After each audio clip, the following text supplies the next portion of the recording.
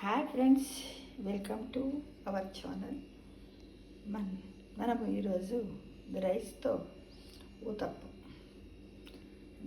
చేసుకోవడానికి కావాల్సిన పదార్థాలు ఏంటి? జీలకర్ర, పసుపు ఇంట్రెస్ట్ ఉంటే వేసుకోవచ్చు. 2 కప్పుల రైస్, ఇంత లావుపాటి క్యారెట్ పీసెస్ చేసుకున్నాను, ఇంత సైజు ఆనియన్ ముక్కలు చేసుకున్నాను, ఒక 4 పచ్చిమిర్చీలు, తర్వాత కరివేపాకు, పుదీనా, నువ్వులు, 2 టమాటోలు, తగినంత సాల్ట్, ఆయిల్. అయితే దీన్ని అంతని ఏం చేయాలి? మనం తగినంత ఆయిల్, తగినన్ని నీళ్ళు. అయితే ఇవన్నీ ఇలా శుభ్రం చేసుకొని పెట్టుకున్న తర్వాత మనం ఈ రైస్తో పాటు ఇవన్నీ సిద్ధం చేసి పెట్టుకున్నాము. నువ్వులు కూడా ఎవరి ఇంట్రెస్ట్ని బట్టి వాళ్ళు 2 స్పూన్ల ఎంత అనేది కూడా వేసుకోవచ్చు మిత్రమా. చాలా టేస్ట్గా ఉంటుంది. ఇది గుడ్ బ్రేక్ఫాస్ట్ అనమాట.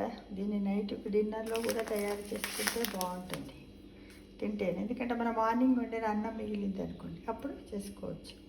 అయితే ఇది తయారు చేసే విధానం ఏ విధంగా అంటే, మొట్టమొదట రైస్ను గ్రైండ్ చేయాలి. రైస్తో పాటు రైస్ని గ్రైండ్ చేసి పక్కన పెట్టుకొని, ఆ తర్వాత వీటన్నింటిని కలిపి గ్రైండ్ చేసి ఈ రైస్లో వేయాలి. తర్వాత టమాటోని కూడా చేయాలి.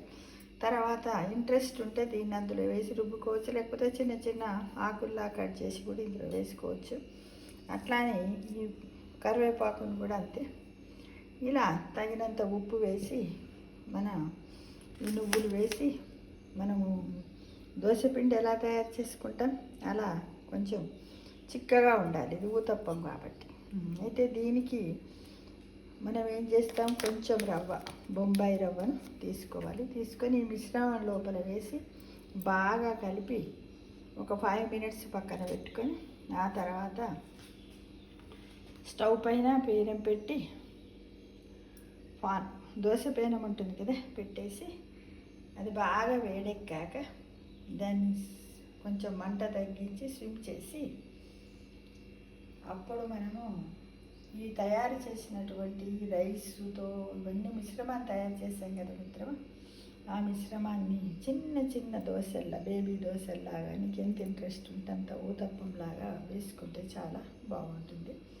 అది కొంచెం కాలిన తర్వాత మళ్ళీ పెంక మీద దాన్ని టర్న్ చెయ్యాలి. అది ఎలా అంటే లైట్ గోధుమ రంగులోకి రాగానే దాన్ని తీసేయాలి. మన ఇంట్రెస్ట్ అనమాట. మనం ఎక్కువ వేసుకోవాలనుకుంటే నువ్వులు ఎక్కువ వేసుకో. పసుపు కూడా కొద్దిమందికి ఇష్టం ఉంటుంది, కొద్దిమందికి ఇష్టం ఉండదు. ఈ విధంగా మనం మిగిలిపోయిన అన్నంతో కూడా వెరైటీగా మనం రోజు తాలింపు చేసుకొని తింటే తినలేం కదా.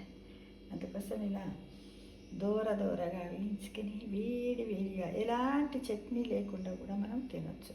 ఇంట్రెస్ట్ ఉంటే దీంట్లోకి మనం ఏంటిది అల్లం పచ్చడి కానీ, లేకపోతే దోశలో చేసినటువంటి పచ్చడి కానీ చేసి తినొచ్చు మిత్రమా.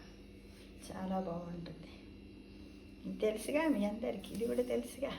చేసి తిని టేస్ట్ ఎలా ఉందో ఒకసారి పెట్టండి. అయితే దీన్ని మంచి నూనెతో కాకుండా బటర్తో కూడా చేసుకుంటారు. అది ఎవరెవరి ఇష్టాన్ని బట్టి వాళ్ళు ఇలా తయారు చేసుకోవచ్చు మిత్రమా. ఈ విధంగా చాలా బాగుంటుంది. ఒకసారి ట్రై చేస్తారండి, తప్పకుండా చేస్తారని మిమ్మల్ని ఆశిస్తున్నాను. సండే స్పెషల్ అన్నమాట, రైస్తో ఊతప్పం. తినండి, ట్రై చెయ్యండి, తినండి, ఆనందించండి, సంతోషంగా ఒక్క కామెంట్ పెట్టండి మిత్రమా.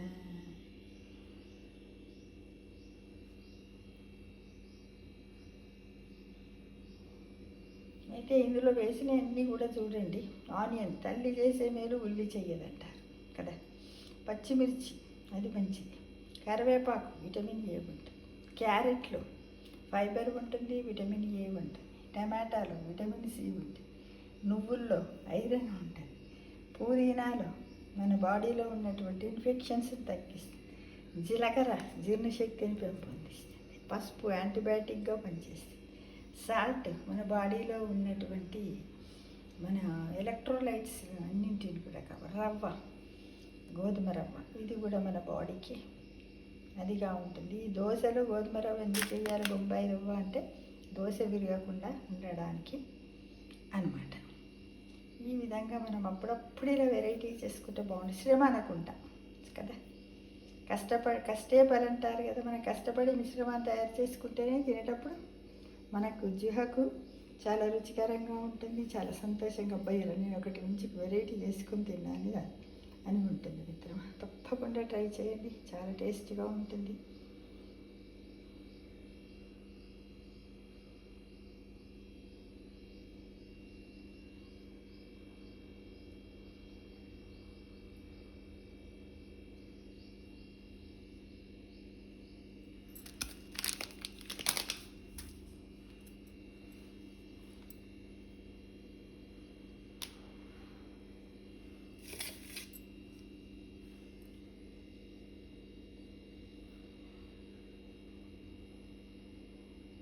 ఆరోగ్యమే మహాభాగ్యం. సర్వే జన సుఖినో భవంతు.